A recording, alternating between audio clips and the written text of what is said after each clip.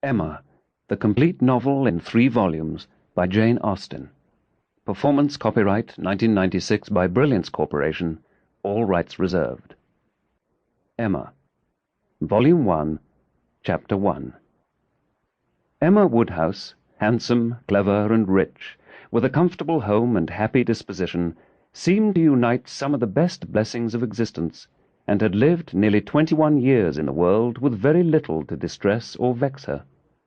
She was the youngest of the 2 daughters of a most affectionate, indulgent father, and had, in consequence of her sister's marriage, been mistress of his house from a very early period.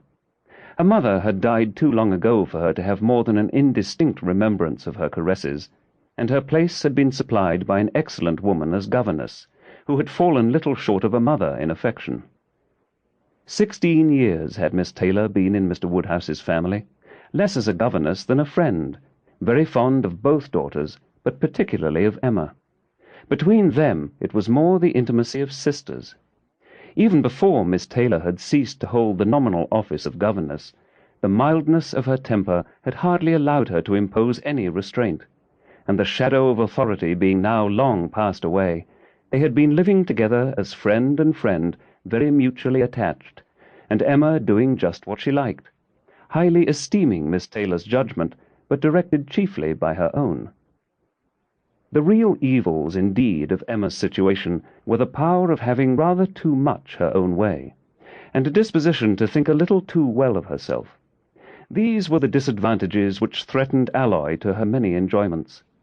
The danger, however, was at present so unperceived that they did not by any means rank as misfortunes with her.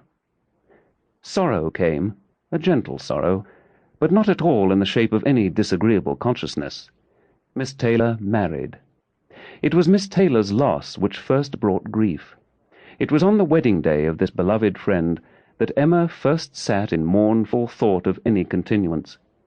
The wedding over, and the bride-people gone, her father and herself were left to dine together, with no prospect of a third to cheer a long evening. Her father composed himself to sleep after dinner, as usual, and she had then only to sit and think of what she had lost. The event had every promise of happiness for her friend.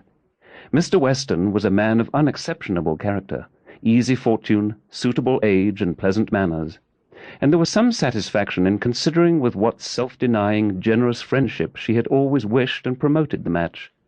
But it was a black morning's work for her. The want of Miss Taylor would be felt every hour of every day. She recalled her past kindness, the affection of 16 years. How Sample complete. Ready to continue?